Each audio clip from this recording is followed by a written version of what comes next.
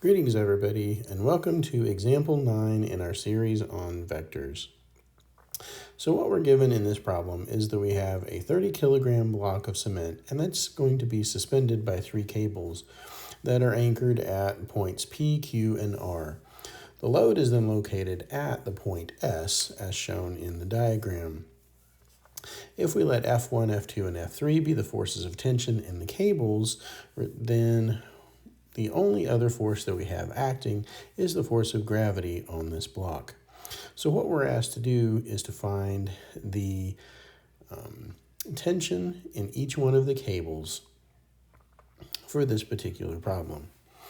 All right, so let's see how we might do that.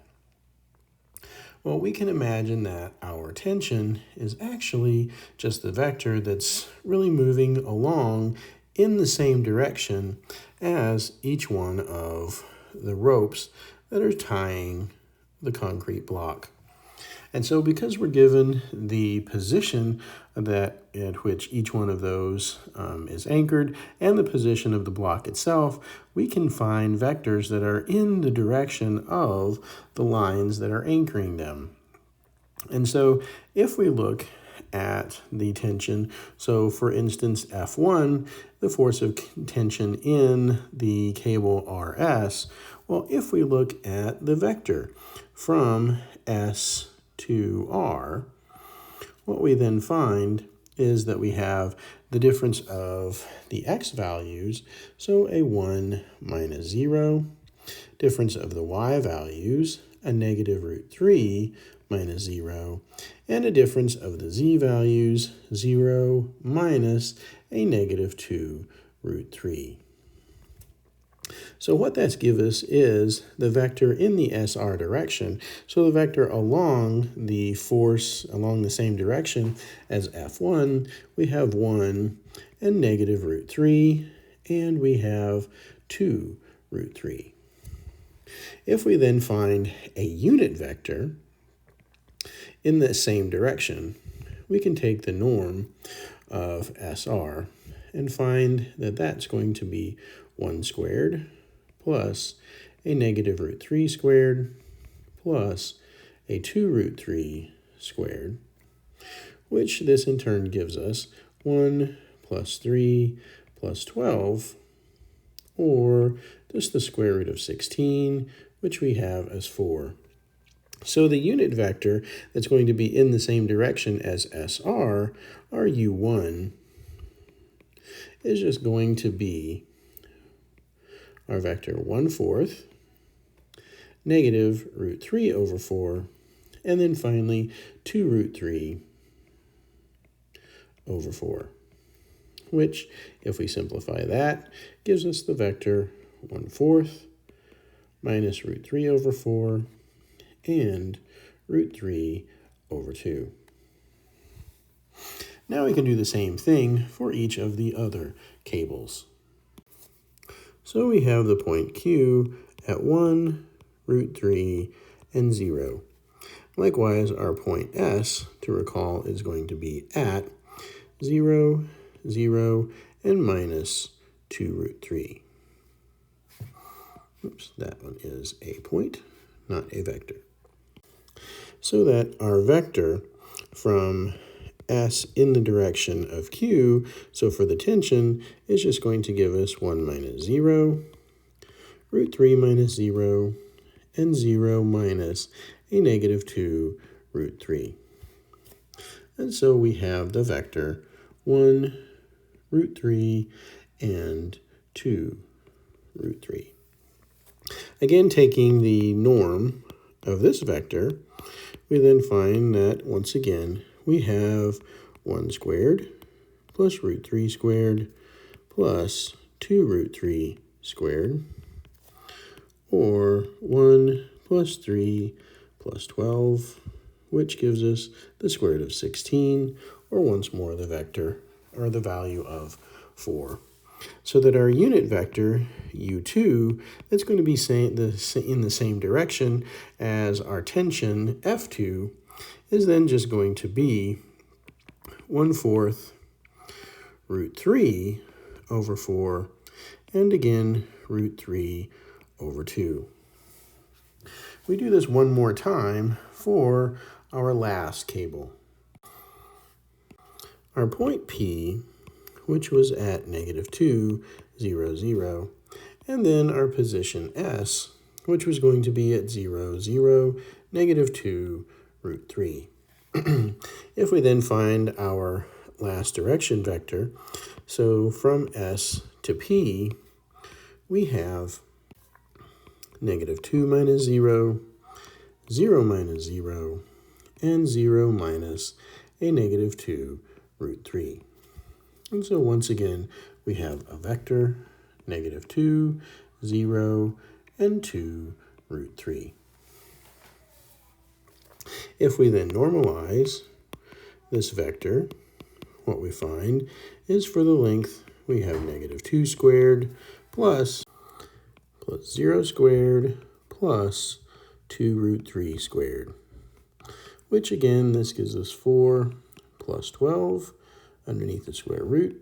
So we get 16, and once again, we have 4. And so our unit vector u3 that's in the direction of SP will then be our -1/2, 0, and √3 over 2. So now with each one of these, we're able to actually come up with what our kind of directions for our forces, F1, F2, and F3. So let's see how that goes together. So what we have is our force F1 is just going to be of magnitude, whatever the magnitude is for F1, times the unit vector u1 that we came up for the same direction of our cable. And so what this gives us is that we have a magnitude F1 times our unit vector 1/4 minus √3 over 4 and √3 over 2. Likewise, for our force F2, it's going to be the magnitude of F2 times our unit vector u2. And our unit vector u2 was then given by our vector 1/4 √3 over 4 and √3 over 2. Finally, our force F3 is going to be given by some magnitude F3 times our unit vector u3. So that gives us a magnitude F3 times our unit vector, a -1/2, 0, and a √3 over 2. Now, what we have, just from symmetry considerations, is that if we look at the coordinates for our anchor points, they actually form the vertices of an equilateral triangle. That if we just look at those values, -2, 0, 1, -√3, and 1, √3, we can see that the reference angles for each one of those points, if we imagine an angle from the origin out to those points, that we will have a reference angle of 60 degrees for those values. Now, what that then tells us is that we have an equilateral triangle, and so by symmetry considerations, each one of our tensions on our forces will then all be equal. And so what we have is the magnitude of F1 is going to be equal to the magnitude of F2, is going to be equal to the magnitude of F3. So if we just call that value T for the tension, then together with our force of gravity, so our force of gravity pulling down on our block, we have 30 kilograms times 0, the vector 0, 0, and then minus the acceleration of gravity, -9.81 meters per second squared. So this is going to give us a force of gravity of 0, 0, -294.3. And so now all of these forces then have to balance, and so we have the following equation, that the sum of our tensions, F1 plus F2 plus F3 plus our force of gravity, all have to sum to a value of 0. Well, if we just look now at our components, what happens then is that we have t times our unit vector, 1/4, negative root 3 over 4, and root 3 over 2, plus our F2, which is going to be our tension, times the unit vector, 1/4, positive root 3 over 4, and root 3 over 2. Then we have for F3 being our tension times the unit vector, negative 1/2, 0, root 3 over 2, then plus our force of gravity, which is going to be a 0, 0, and negative 30 times g, where we're just going to take g to be that 9.81 meters per second squared. And so what we then have for our components, if this is going to be equal to 0, that we see that with our first components, kind of adding them together, we have a 1/4, a 1/4, and a minus 1/2. So those cancel out to give us a net force of 0 in the x direction. Likewise, we have a negative 3/4, a positive 3/4, and a 0, also giving us a net force of 0 in the y direction just for the tension on our components.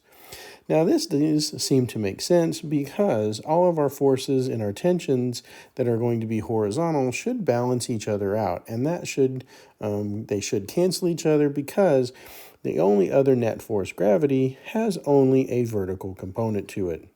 And so it does make sense that our first components cancel out and we get 0 in each one of those.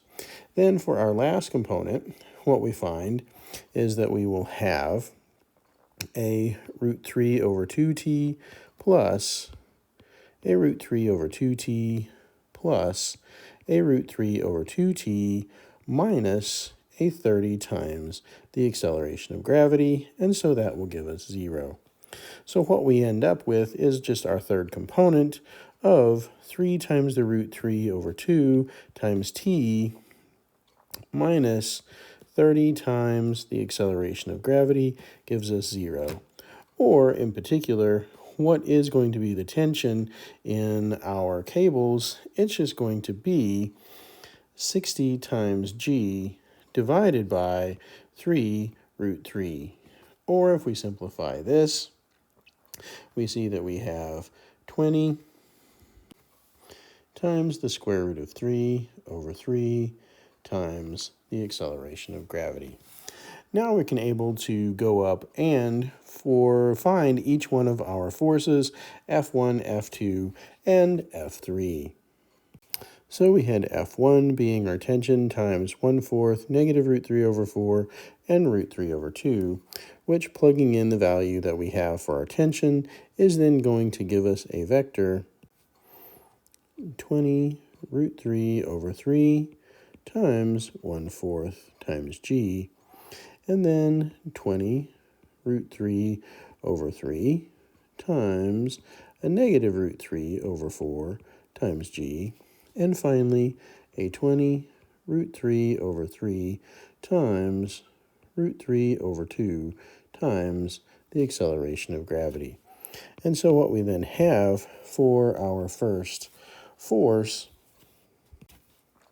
a 5 root 3 over 3 times g, then we have a negative 5g, and finally for our third component, we have 10 times g, which, kind of plugging in our acceleration of gravity being 9.81 meters per second squared, what we then find is that, which if we kind of skimp a little bit and then say that the acceleration of gravity is really going to be 9.8 meters per second squared, this is going to give us a value of 49 root 3 over 3, and a negative 49 and a 98.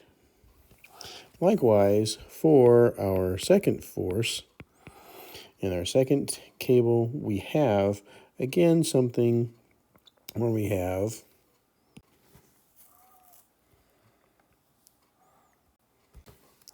a 49 root 3 over 3, and then we have a positive 49, and finally a positive 98. Likewise, for our force F sub 3, we're going to have our tension 20 times root 3 over 3 times g times our unit vector, a negative 1/2, 0, and root 3 over 2. If we do the same approximation, taking g to be 9.81, what we then find is that we have a vector, a 98 root 3 over 3, 0, and then finally a 98. Oops, sorry, make that first component a negative 98 root 3 over 3. So we found the tension in each one of our cables, and I hope you've enjoyed this example, followed it pretty well, and I will see you guys in the next problem. Take care.